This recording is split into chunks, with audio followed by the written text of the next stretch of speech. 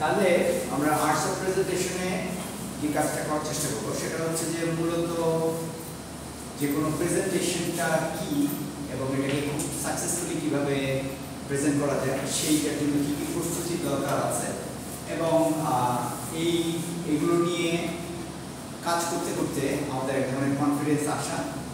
মূলত যে কাউকে তুমি যদি একটা ক্রাউডের সামনে তুলে দাও he or she can talk, but ওইটা যে খুব গোছানো হবে সেটা কিন্তু না। যখন তুমি একটু গুছিয়ে একটা কিছু প্রেজেন্ট করছো কোনো ক্রাউডের সামনে, দ্যাট ইজ ইয়োর প্রেজেন্টেশন, ঠিক আছে? আর নর্মালি যে কোনো কিছু সেটা হবে হয়তো মনে করো কি এক্সটেম্পোর স্পিচ তো বুঝি আমরা না, উপস্থিত বক্তৃতা। তো তাহলে that's the distinguishing or differentiating line যে আর্টস অফ প্রেজেন্টেশন মানে হচ্ছে একটা গোছানো জিনিস কে তুমি কত সুন্দর করে আর্টস কথাটা সেই কারণে যে আর্টস মানে কি আসলে ইট involves something that is innovative, something that is unique. মানে একজন যেভাবে বলছে আরেকজন সেভাবে বলবে না, হয়তো একই জিনিস প্রেজেন্ট করছে, তার মানে কি সেখানে ওই একটা নিজস্ব স্টাইলের ব্যাপার আছে। এই সমস্ত কিছুই আমরা জন্মগত প্রতিভা যদি হয়, অনেক বক্তৃতা দেয় অনেকে, তাহলে তার পক্ষে করা সম্ভব। কিন্তু আদার দেন দ্যাট যে কোনো প্রেজেন্টেশনে তুমি যদি মাস্টার হতে চাও, you must practise, you must know all the details. সেই কারণে এই কোর্সটা সবচেয়ে বেশি প্রয়োজনীয়তা। আর ইঞ্জিনিয়ারিং স্টুডেন্টদের জন্য এটা আরও বেশি প্রয়োজনীয় সেই অর্থে যে আমরা মূলত টেকনোলজি নিয়ে যারা কাজ করি তাদের ইন্ট্রিকেট কমপ্লেক্স প্রচুর জিনিসপত্র নিয়ে কাজ করি, সেই ব্যাপারগুলো হয়তো আমি নিজে বুঝি, কিন্তু আরেকজনকে বোঝানোটা একটা বেশ কঠিন ব্যাপার হয়ে দাঁড়ায়। প্রেজেন্টেশনের মাধ্যমে এই জিনিসটা আমরা বোঝানোর যেই দক্ষতাটা সেটাকে নিয়ে আসতে পারি। সেই জন্য এই কোর্সটা আমরা নিচ্ছি।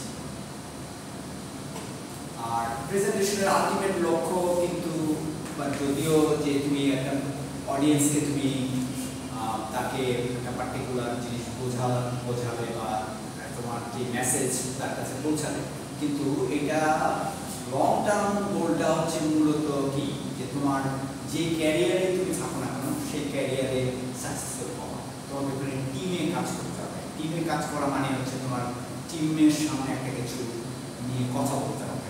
সো সেই কারণে ইট উইল হেল্প ইউ। আরেকটা হচ্ছে হলো আমরা মানে আমাদের ক্যারিয়ারের বাইরে যদি মনে করো তুমি কোনো তোমার পাড়ায় তুমি সোশ্যাল ওয়ার্ক করতে চাও, পাড়ার তোমার বয়সী যারা আছে তাদেরকে তুমি বা তোমার যে কম বয়সী যারা আছে তাদেরকে তুমি ইন্সপায়ার করতে চাও। মনে করো তোমার পাড়ার একটা জায়গায় মনে করো একটা পুকুর আছে, পুকুরটা একেবারে মজে হয়ে গেছে, মানে প্রচুর পানাটা হয়ে তুমি এখন দেখবে যে সিটি কর্পোরেশন বা পৌরসভাকে বলা হচ্ছে কিন্তু তারা আর ঘিরে হচ্ছে দে আর ড্রাইভিং দেয়ার ফিট, তখন আমরা করে ফেলি। বা মনে করো তোমাদের ওখানে একটা রিক্সা স্ট্যান্ড আছে, এই এখন যেটা হয় বাইক যে ব্যাটারি চালিত রিক্সাগুলো উল্টা পাল্টা ভাবে যে যার ডাবল পার্কিং ট্রিপল পার্কিং করে রেখে দিচ্ছে। তো তখন তোমরা এলাকার ছেলেপেলেরা গিয়ে হয়তো একটা ঠিক করাই গেল, কিন্তু এটা করার জন্য একটা প্ল্যানিং দরকার। ওই প্ল্যানিংটা করার জন্য তোমরা কোথাও বসে একটা প্রেজেন্টেশন লিডারশিপ, হ্যাঁ মানে এটা হ্যাঁ এই প্রেজেন্টেশনের মাধ্যমে তোমার লিডারশিপ বের হয়ে আসতে পারে, but leadership is a different thing also. কিন্তু প্রেজেন্টেশনটা হচ্ছে মূলত তোমার মনোভাব, তোমার একটা মেসেজ, এটা তুমি যখন বৃহত্তর অডিয়েন্সের কাছে পৌঁছানোর চেষ্টা করছো, এটাই হচ্ছে প্রেজেন্টেশন। প্রেজেন্টেশনের গুরুত্ব বোঝানোর জন্য আমি তোমাকে এই একটা স্টোরি দেখাই। সেটা হচ্ছে কি এ টেল অফ টু স্টিভস। দুজনেই এখানে এই দুজনের নামের ফার্স্ট নামই হচ্ছে স্টিভ। ইনি হচ্ছেন স্টিভ জবস, ইনি হচ্ছেন স্টিভ ওজনিয়াক। অ্যাপলের যে প্রথম কম্পিউটার এদের একদম প্রথম থেকেই he is the brain behind this hardware engineer, অত্যন্ত মেধাবী। স্টিভ জবসের মেধাবী, বাট স্টিভ জবসের আলাদা একটা গুণ বা ছিল, দক্ষতা ছিল, সেটা কি প্রেজেন্টিং। হ্যাঁ, এই যখন যে সময় আমরা কথা বলছি, এটা বলতে পারো যে আর্লি 60s, তখন কম্পিউটার মাত্র তোমার বিভিন্ন অর্গানাইজেশনে এসেছে, কম্পিউটার অর্গানাইজেশনগুলো ব্যবহার করছে বড় বড় কম্পিউটার, কিন্তু সাধারণ জনগণ কম্পিউটার পাচ্ছে না। আমরা যদি কম্পিউটারের হিস্ট্রি দেখি, তাহলে এটা মোটামুটি সেটাকে বলা হচ্ছে সেকেন্ড জেনারেশনের শেষের দিকে। তখন বিভিন্ন জায়গায় এই ধরনের যারা কম্পিউটার নিয়ে উৎসাহী, তাদের বিভিন্ন ছোট ছোটখাটো মিটিং, সেখানে তারা নিজস্ব তারা কী উদ্ভাবন করলো এগুলো দেখাতো। ওইরকম একটা ক্যালিফোর্নিয়ার এইরকম বিষয়, আমি এক্সাক্ট নামটা ভুলে গেছি, সেখানে স্টিভ ওজনিয়াক এরকম একটা কম্পিউটার বানিয়ে নিয়ে আসলেন, যেটা হচ্ছে কি পার্সোনাল কম্পিউটার। মানে এর আগে কখনোই কিন্তু তাদের আগে কখনোই কিন্তু কেউ এইভাবে পার্সোনাল কম্পিউটার যে সম্ভব, বানানো সম্ভব, বা এটা জনগণের কাছে সবাই, মানে তুমি যে কোনো অর্গানাইজেশনে আগে কম্পিউটার ব্যবহার করতে হলে কী করতে হতো, বিভিন্ন অর্গানাইজেশনে গিয়ে তাদের কম্পিউটার ব্যবহার করে, আবার এখানে লম্বা লাইন থাকতো, সেখানে মানে এক ধরনের একটা সাধারণ মানুষের অ্যাক্সেসটা খুব কম ছিল। ছিল না, সেটা তো কিছুটা বটেই, কিন্তু পরবর্তীকালে যেটা দেখা গেল যে কম্পিউটিংয়ের যে আসল সাহায্যটা সেটা যে কোনো মানুষই পেতে পারে এবং তার জন্য সুবিধাজনক। এনারা প্রথম এই জিনিস নিয়ে আসেন। যদিও এর আগে পালো আল্টো নামে একটা জায়গা আছে ক্যালিফোর্নিয়াতে, সেখানে জিরক্স একটা কর্পোরেশন আছে, তারা এরকম গুই ব্যবহার করে পার্সোনাল কম্পিউটারের যে এটা নিয়ে গবেষণা করছে, কিন্তু এনারা প্রথম এটাকে বাস্তবে রূপ দিয়ে, যদিও এগুলো সব আলাদা আলাদা করে এক জায়গায় প্রসেসর রাখা, এক জায়গায় মনিটর রাখা, এক জায়গায় টাইপ কিবোর্ড রাখা, এইভাবে জয়েন করে দেখাচ্ছে।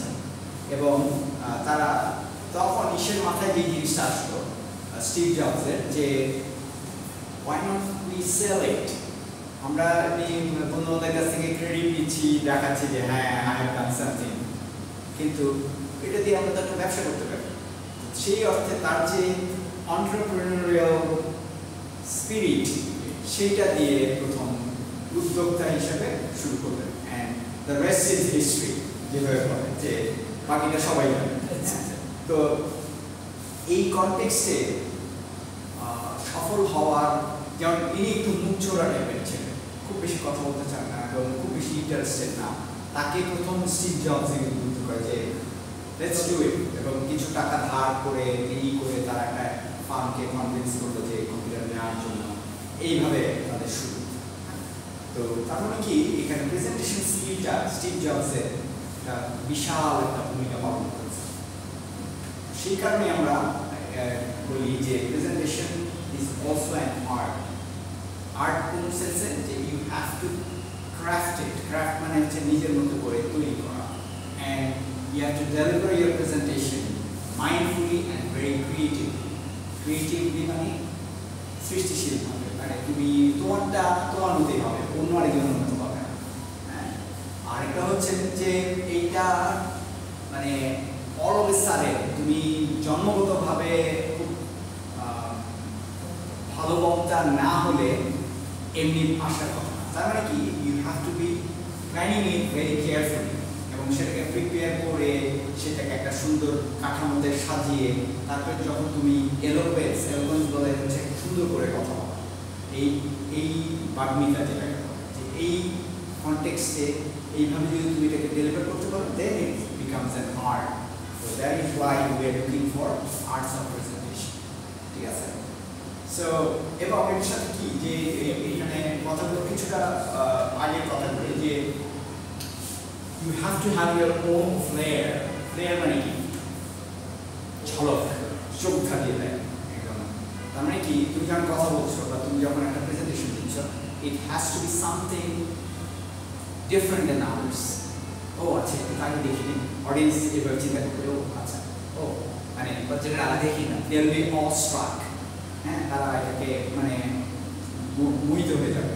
স্যার কয়েকদিন আগে যে আশিক চৌধুরী যে প্রেজেন্টেশন দিল, আশিক চৌধুরী হ্যাঁ ইসের যে বিডার যে সামিটে, হ্যাঁ তো এই মানে এই জিনিসগুলো বেসিক্যালি আমরা যেটা দেখি যে আমাদের আমলাতন্ত্র বা যারা ওইসব জায়গায় রাষ্ট্রীয় বিভিন্ন কাজে কাজ করেন বা বিভিন্ন তাদের প্রেজেন্টেশন অতটা রিমার্কেবল হয় না, হ্যাঁ তো সেইটার কারণে তখন এই আশিক চৌধুরীর কাল থেকে সবাই প্রশংসা করছে। তো তার মানে কি he has his own flair।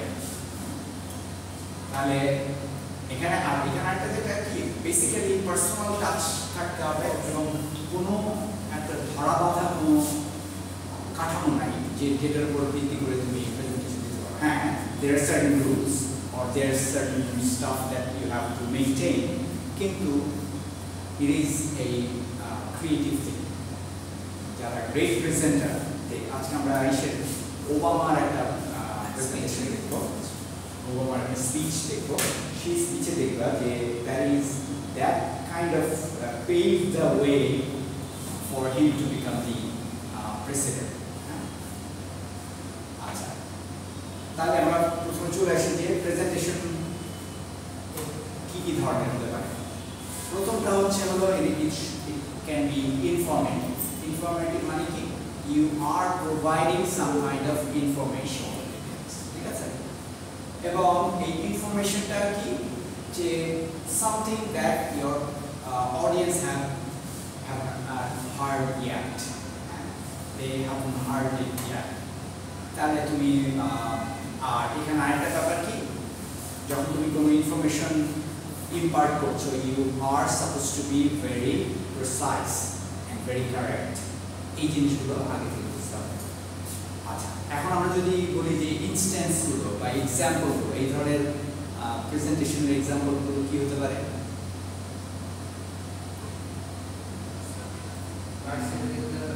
হ্যাঁ না ভার্সিটিতে তো আছেই সেটা। এই যে class lecture that is an informative presentation, তাই না? we teachers are imparting information যেটা তোমাদের কাছে নতুন, যেটা you did not know it before। তাহলে এই পার্টিকুলার ইনফরমেশন যেটা it must have some real value এবং সেটার উপর ভিত্তি করে you have to deliver it। সেকেন্ডটা যেটা হচ্ছে টাইপস অফ প্রেজেন্টেশন, এটা কেমন? আচ্ছা এখানে ফার্স্ট সেকেন্ড আমি একটা মোটামুটি সিকোয়েন্স বলছি, বাট এর সামনে সিকোয়েন্স সামনে পিছনে যেতেই পারে। পারসুয়েসিভ প্রেজেন্টেশন হচ্ছে বেসিক্যালি যখন you are trying to move your audience to a certain direction এবং you have to have some compelling argument. Compel মানে হচ্ছে বাধ্য করে বা এমন যুক্তি দিলে তুমি যেটা এড়িয়ে যাওয়ার উপায় নেই, যেটা সবাই বলতে। আর সেটার সাথে আরেকটা কি, you have to have some kind of emotional appeal. Emotional attachment বা অ্যাপিল কেন? যে you have to talk like the way your audience is thinking, তাদের ইসের সাথে যায়। এটার সবচেয়ে বড় উদাহরণ হচ্ছে 7ই মার্চের পত্রিকা, ঠিক আছে? মানে যদিও এটাকে আওয়ামী লীগ একেবারে কেচে এটা 12টা দিয়ে দিয়েছে, কিন্তু তুমি যদি ওইভাবে দেখো, মানে আমরা যে জিনিসটা অফেন ভুলে যাই এটা হচ্ছে যে there should be a binary, যে ও তুমি 7ই মার্চ পছন্দ করো, আর একজন বলছে না আমি 7ই মার্চ পছন্দ করি না। না, এটা হওয়া উচিত। 7ই মার্চ ভোলার কোনো ওয়ে নেই।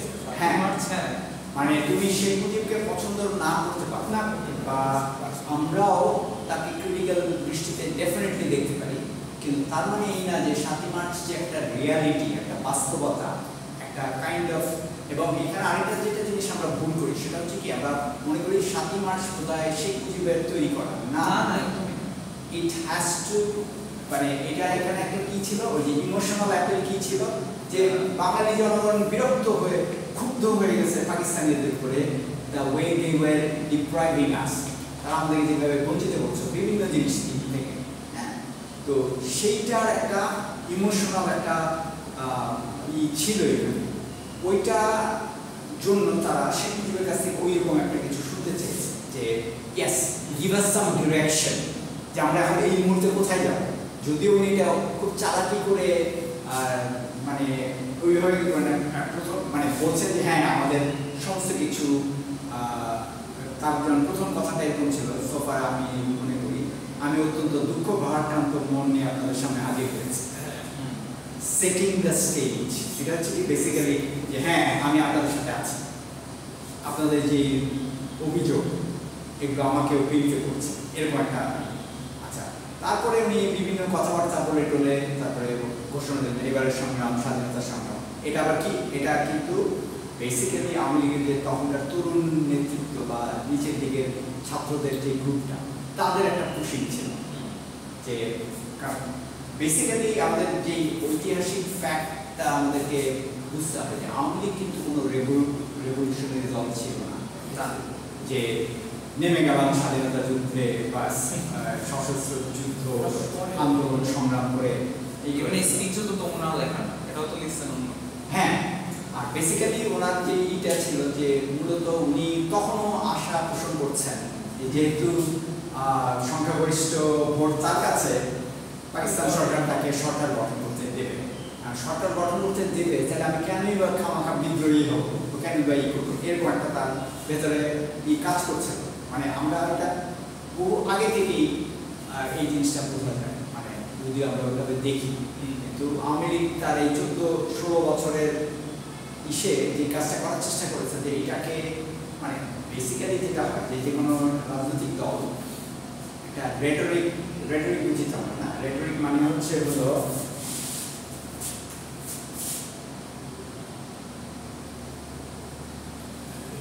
মানে অলঙ্কারপূর্ণ কথাবার্তা, রেটরিক মানে খুব নিজেকে অনেক একটু নিয়ে কথা, হ্যাঁ মানে কথাটা খুব আনুষ্ঠানিক এরকম। তো আওয়ামী লীগ এটাকে এবং এই যে তাদের ডেফিনেটলি তারা স্বাধীনতা যুদ্ধের সময় সবচেয়ে বড় দল ছিল, তাদের প্রচুর গণসংযোগ ছিল এবং সবাই যুদ্ধে অংশগ্রহণ করেছে, কিন্তু সেটাকে যে দলীয়করণ করে ফেলা, বিশেষ করে স্বাধীনতা যুদ্ধের পর, কারণ স্বাধীনতা যুদ্ধের ইতিহাস যদি আমরা পড়ি তখন দেখা যায় যে স্বাধীনতা যুদ্ধে কিন্তু একটা পক্ষ শুধু আওয়ামী লীগই যুদ্ধ করেছে সেটা অনেক অ্যাটলিস্ট 4-5টা গ্রুপ, ডিফারেন্ট গ্রুপ, আর যারা আওয়ামী লীগ ছিল না তাদের সংখ্যা কম ছিল আওয়ামী লীগের চেয়ে। একদিকে ছিল যেমন মনে করো সমস্ত সামরিক বাহিনীর বাংলাদেশ সদস্যরা, অফিসার থেকে শুরু করে, ঠিক আছে, তারপরে বিভিন্ন এই যে রাশেদ খান মেনন, তারপরে কাজী জাফর, ওহিদুর রহমান, এরা রাজশাহী এলাকায় আত্রাই অঞ্চলে এদিকে যুদ্ধ করেছেন। সিরাজ শিকদার যুদ্ধ করেছেন হলো ওই সে তোমার বরিশালের সিরাজ, মানে এখন যদিও তাকে কিছুদিন আগে একটু করার চেষ্টা করা হয়েছে, মানে তাকে হেয় করার চেষ্টা করা হয়েছে। বেসিক্যালি এটা ইতিহাস অজ্ঞ যারা তারাই, কিন্তু কোনো ধরনের বাইরের সাহায্য ছাড়াই সে পাকিস্তানি সেনাবাহিনীর বিরুদ্ধে যুদ্ধ করেছে। তারপরে যশোর এলাকায় যুদ্ধ করেছে,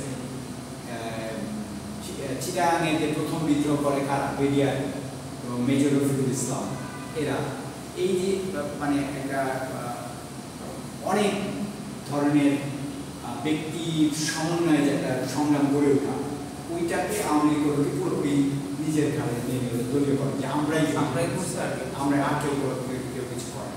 সেটার কারণে স্বাধীনতা যুদ্ধের ইতিহাস কিছুটা হলেও একটা প্রশ্নবোধক অনেকের কাছে, নতুন প্রজন্মের কাছে এক ধরনের, আমরা যারা দেখেছি আমাদের কাছে এটার কোনো নাই, কোনো সংশয় নাই এটা নিয়ে।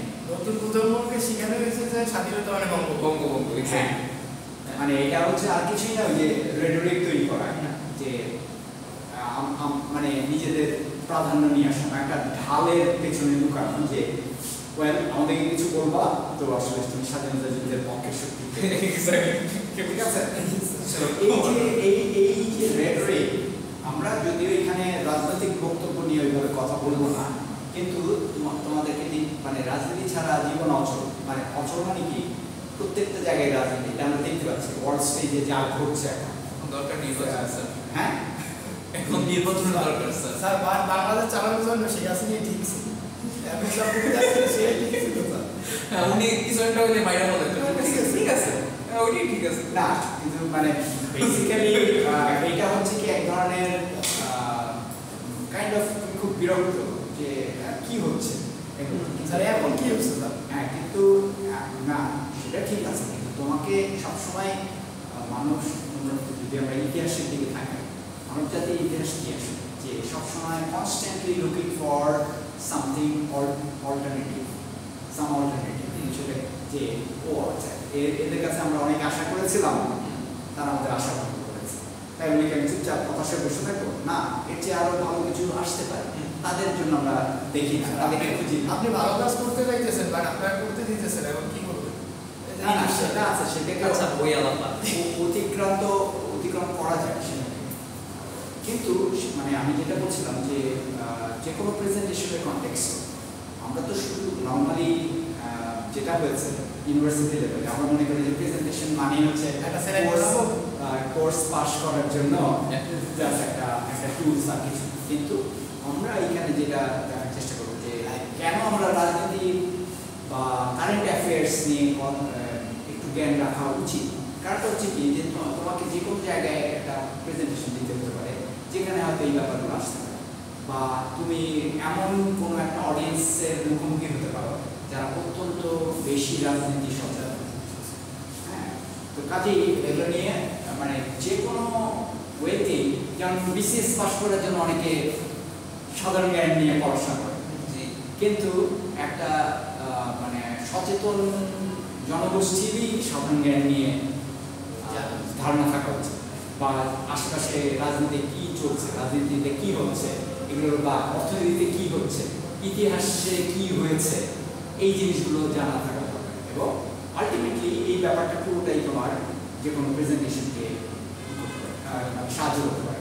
মানে প্রেজেন্টেশন যে শুধু একাডেমিক জায়গায় হবে এরকম কোনো যে মানে এটাই শুধু আমরা এখানে লিমিট করে রাখবো সেটা না, কর্পোরেট ফিল্ড হতে পারে, ওয়ার্ক লাইফে হতে পারে, যে কোনো তুমি যেটা বললাম যে তুমি হয়তো যে কোনো সমাজ কল্যাণমূলক কাজ করতে যাচ্ছ সেখানে হতে পারে, তাই না?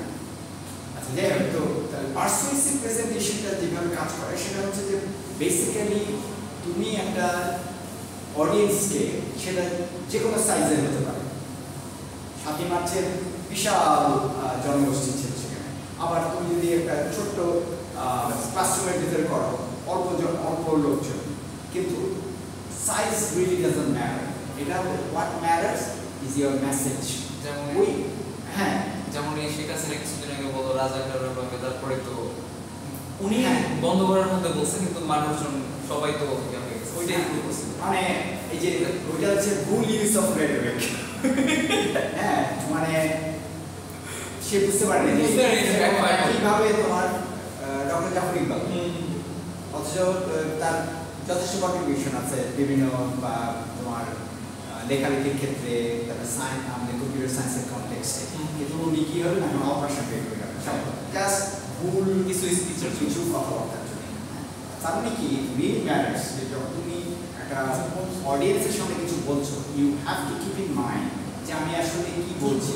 আমার ব্যক্তিগত মতামত ডেফিনেটলি থাকতে পারে, কিন্তু তার মানে এই না যে এটা আমি একটা মানে একটা পুরো জনগোষ্ঠীকে একটা জেনেরিক একটা নাম দিয়ে দিলাম, বা সবাইকে একেবারে ঢালাওভাবে একটা গাড়ি দিয়ে দিলাম। This is not right. মানে প্রেজেন্টার হিসাবে তাহলে আমরা ডক্টর জাফর ইকবালকে ওইটা বড় প্রেজেন্টার বলতে পারি না। হ্যাঁ, যাই হোক, সেই কনটেক্সটে যে কোনো ইমোশনাল ইস্যু নিয়ে তুমি একটা জনগোষ্ঠীকে যখন পারসুয়েট করার চেষ্টা করছো, আগ্রহী করার চেষ্টা করছো, কাজ করানোর চেষ্টা করছো, সেইটাই হবে তোমার পারসুয়েসিভ। এইটার আরেকটু লেস ডিগ্রিতে হচ্ছে হলো মোটিভেশন। মোটিভেশন হচ্ছে কি মানে বেসিক্যালি ইয়াস আমি I am trying to motivate you guys, but somehow you are not really feeling that compelled, মানে অত তোমার কাছে জরুরি মনে হচ্ছে না। যেমন মনে করো অনেক সময় যেমন মনে করো তুমি সিগারেট ধূমপানের ক্ষতিটা নিয়ে তুমি মনে করো অনেকের সাথে কথা বলছো, বা অনেকের সামনে কথা বলছো, বা ইভেন তোমার ক্লাসমেটের সামনে কথা বলছো, অনেকে তেমন বলছে না এটা এত সিরিয়াস কিছু না, ঠিক আছে, এটার জন্য এখন অনেক কিছু বের হচ্ছে যে ক্ষতিটা কীভাবে শুরু হয়, কীভাবে ক্ষতি হয়, এসব সেকেন্ড হ্যান্ড স্মোকের ক্ষতিটা কী, যে স্মোকার তার চেয়ে বেশি ক্ষতি হয় সেকেন্ড হ্যান্ড স্মোক, যে পাশে দাঁড়িয়ে আছে বা যে আসলে সিগারেট খায়। তো ওইটা নিয়ে তুমি কথা বলতে যাচ্ছ যে লোকজনকে মোটিভেট করতে চাচ্ছ যে একটা খারাপ অভ্যাস ছেড়ে দেওয়ার জন্য। আমি মোহাম্মদপুরের টাউন হলের মার্কেটের ওখানে একটা চমৎকার একটা দেখেছিলাম, একটা কি বলবো সাইনবোর্ডের মধ্যে লেখা যে ধূমপানের পুরস্কারটি কি, প্রথম পুরস্কার মৃত্যুদণ্ড, দ্বিতীয় পুরস্কার হচ্ছে ক্যান্সার, এরকম এইভাবে। দ্যাটস এ ভেরি গুড, মানে এটাকে তুমি বলতে পারো যে এটার একটা নাম আছে কিন্তু কমিউনিকেশনের কনটেক্সটে কিংবা এই যে আমাদের প্রেজেন্টেশনের কনটেক্সটে এটার নাম হচ্ছে, এটাকে বলে ইনফোটেইনমেন্ট। মানে এটাও কিন্তু এটাকে বলা যাচ্ছে পোর্টম্যান্টো হচ্ছে কি দুইটা আলাদা ওয়ার্ড একসাথে অ্যাড হবে, যেমন ইনফরমেশন প্লাস এন্টারটেইনমেন্ট। তার মানে তুমি ইনফরমেশন কি, এমন ইনফরমেশন দিচ্ছে যেটা এন্টারটেইনও করছে but at the same time এটা তোমাকে মোটিভেট করছে, এই জন্য এটার নাম হচ্ছে ইনফোটেইনমেন্ট। হ্যাঁ, তো ওইটাকে তুমি বলতে পারো এক ধরনের ইনফোটেইন, যে বলছে যে হ্যাঁ ধূমপান করতে পারেন কিন্তু you will die, eventually you will die, হয়তো এর আগে ক্যান্সার হবে, তার আগে হয়তো একটু কাশি যক্ষা এই সেই বেরোতে পারে। সো এই যে এইগুলো হচ্ছে তোমার মোটিভেশন। আরেকটা হতে পারে যে আমরা এখন যেটা দেখি মোটিভেশনাল বিভিন্ন জায়গায়, তোমরা ঝঙ্কার মাহবুবের নাম জানো? ঝঙ্কার মাহবুব, হ্যাঁ হ্যাঁ, যে প্রোগ্রামিংকে জনপ্রিয় করার জন্য। এর আগে ছিল আরেকজন যে এখনো আছে, সুবিন শাহরিয়ার। হ্যাঁ, তো কি করছে, কম্পিটিংয়ে ইয়াং স্টুডেন্ট এবং মানে প্রায় অলমোস্ট সেকেন্ডারি লেভেল, ইউনিভার্সিটি লেভেলের সবাইকে ইন্টারেস্টেড করার চেষ্টা করছে যে প্রোগ্রামিং করার জন্য বা প্রোগ্রামিংয়ে কীভাবে পারদর্শী হতে হবে সেগুলোর জন্য। এটা একটা মোটিভেশন হতে পারে। আরেকটা মোটিভেশন হতে পারে যে যে মনে করো কীভাবে ভালো থাকা যায়, যে আছে যেমন মনে করো মহাজাতক এই ভদ্রলোকের যে একটা আছে ফাউন্ডেশন আছে, কোয়ান্টাম মেথড, এইগুলোর জন্য যে বিভিন্ন তারপর কয়েকদিন আগে যেটা আসলো তোমার এটাকে আমরা 90s জানতাম হচ্ছে অ্যাটকিন্স মেথড, এটা কিটো ডায়েট, বিভিন্ন ডায়েট। তো এই যে এইগুলো নতুন জিনিস, কিন্তু এগুলোকে জনগণকে মোটিভেট করার চেষ্টা করছে যে এইভাবে হয়তো আপনার যে কারেন্ট যে ইলনেস হচ্ছে সেটা চলে যাবে, ডায়াবেটিস কমিয়ে ফেলতে পারবেন, ওজন কমাতে পারবেন, এরকম একটা এই জিনিসগুলোকে আমরা বলবো হচ্ছে মোটিভেশনাল প্রেজেন্টেশন। বাট এখানে তোমার যে জিনিসটা খেয়াল রাখতে হবে, এখানেও কিন্তু তোমার ইনফরমেশনের একটা অথেন্টিসিটি থাকতে হবে, যে information it really will be something that will prove that yes it works. আবার জেনারেলাইজ কিছু মোটিভেশন থাকতে পারে, যেমন যে মনে করো বিভিন্ন হোটেলে উচ্চশিক্ষায় বিদেশ যান, এরকম সেমিনার হয় যে কীভাবে অ্যাপ্লাই করতে হবে, কীভাবে করা যায়, আমাদের সাথে আসেন তাহলে আমরা আরও আপনাকে ভালোভাবে হেল্প করতে পারবো। এটা একটু নিচু মার্কেট, কিন্তু সামহাও তারপর মনে করো যে কোনো বিজনেস প্রোডাক্ট বিক্রি করার কনটেক্সট। হ্যাঁ, যেমন মনে করি যে এখন টিভিতে দেখাচ্ছে একজন দাঁড়িয়েওয়ালা ভদ্রলোক, নামটা ভুলে গেছি, টুথ পাউডার ব্যবহার করেছে, অর্গানিক ঘরের বাজারের কথা বলতেছে মনে হয়, আমি ঠিক আছে। তো ইউটিউবের মাধ্যমে দেখা যায় যে সে এক ধরনের টুথ পাউডার করেছে যেটা খেয়ে ফেললেও কোনো প্রবলেম নাই। আচ্ছা, টুথপেস্ট খেয়ে ফেললে তো বিপদ হতে পারে, পেটে ঝামেলা করতে পারে, কিন্তু ওইটাই বলে উনি নিজে পানি খেয়ে দেখাচ্ছে। এগুলো হচ্ছে তোমার মোটিভেশনাল প্রেজেন্টেশন। আর লাস্টলি যেটা, এটা হচ্ছে আমাদের ইনস্ট্রাকটিভ। এখানে আমি ঠিক মোটিভেশন এবং কিসের ব্যাপার নাই, এখানে হচ্ছে একটা নির্দিষ্ট কাজ করার কথা, সেই কাজটা কীভাবে করতে হবে সেটা বোঝানোর জন্য। যেমন মনে করো যে কোনো একটা টিম কাজ করছে কোনো একটা কিছুতে, তো তাহলে ওই টিমের যে লিডার সে ইনস্ট্রাকশন দিচ্ছে যে এইভাবে করতে হবে, এই ধাপে ধাপে এইভাবে করতে হবে। বা তুমি মনে করো তুমি একটা সফটওয়্যার ফার্মে যখন তুমি কাজ করছো, ওই সফটওয়্যার ফার্মের প্রজেক্ট আসছে একটা নতুন, সেই প্রজেক্টে বলা হচ্ছে যে আমরা নতুন একটা অ্যাপ্লিকেশন দাঁড় করাবো। তো সেটার জন্য থেকে কাজ শুরু করতে হবে, রিকোয়ারমেন্ট কেমনে আসবে, রিকোয়ারমেন্ট অনুযায়ী কী কী টুলস ব্যবহার করা হবে, এইসব নিয়ে একটা ইনস্ট্রাকশনের সেশন হতে পারে। মানে অফিস কালচার, যেমন অফিস বস বলে এটা করতে হবে, তুমি যদি না করো তাহলে তোমাকে বের করে দেবে, ওরকম মোটিভেশন দিবে না? বা এখানে এখানে এক ধরনের আছে যে পার্টিকুলার অ্যাকশন কেমনে নেওয়া হবে সেটার উপর, মানে যে কোনো কনটেক্সটে হতে পারে, সেটা বিজনেস অর্গানাইজেশন হতে পারে, একাডেমিয়াতে হতে পারে। এবং এইটাও মানে তোমরা যখন প্রোগ্রামিং ক্লাস করো, প্রোগ্রামিং ল্যাব যখন করো, তো সেখানে একটা পার্টিকুলার আইডি কীভাবে স্টার্ট করে তুমি একটা প্রোগ্রাম তোমাকে দেওয়া হয়েছে, একটা ন্যারেটিভ প্রবলেম স্টেটমেন্ট দেওয়া হয়েছে, সেটার উপর ভিত্তি করে কীভাবে করবে, ধাপে ধাপে বা কোনো একটা কিছু ইনস্টল করতে হবে, এই জিনিসগুলোকে তুমি বলতে পারো। এই বইটার উপরে যে প্রেজেন্টেশন দেওয়া হচ্ছে এগুলোকে আমরা বলতে পারি হচ্ছে ইনস্ট্রাকটিভ, ঠিক আছে? এবং ইনস্ট্রাকটিভের পরে সবচেয়ে বেসিক ফিচারগুলো হচ্ছে it can be technical, precise, এবং অনেক সময় দেখা যায় যে it will have step by step এই সিকোয়েন্স, এই প্রেজেন্টেশন অংশ। এই ছিল হচ্ছে মোটামুটি আমাদের টাইপস অফ প্রেজেন্টেশন। পরের ক্লাসে আমরা যেটা করবো যে কিভাবে এই প্রেজেন্টেশন টাইপগুলোকে আমরা ব্যবহার করবো। এখন আমি তোমাদেরকে ওই ইসের ওবামার আচ্ছা স্যার ভিডিওতে আমি কিছু আসতে পারি আসলে। তো আমরা যদি ধরি লাইক টিচার বলতেছে তুমি যদি পড়ালেখা না করো তাহলে তুমি না খেয়ে মরো, এটাকে আমরা ধরতে পারি পার্সুয়েসিভ হিসেবে। হ্যাঁ, বা মোটিভেশন। হ্যাঁ ঠিক না, মোটিভেশনটা বলতে আর টিচার আমাদেরকে বলতেছে তুমি যদি পড়ালেখা করো তুমি জীবনে অনেক বড় করবে, এইটা মোটিভেশন।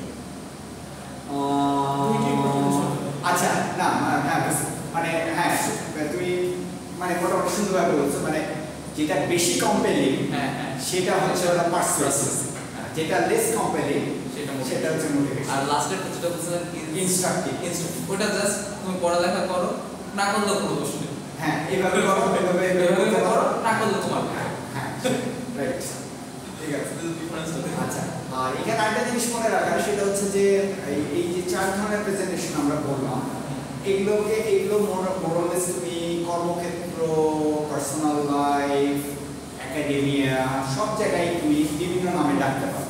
একাডেমিক প্রেজেন্টেশন করতে পারো, কর্পোরেট প্রেজেন্টেশন বলো, কিন্তু বেসিক্যালি এই চারটা টাইপ।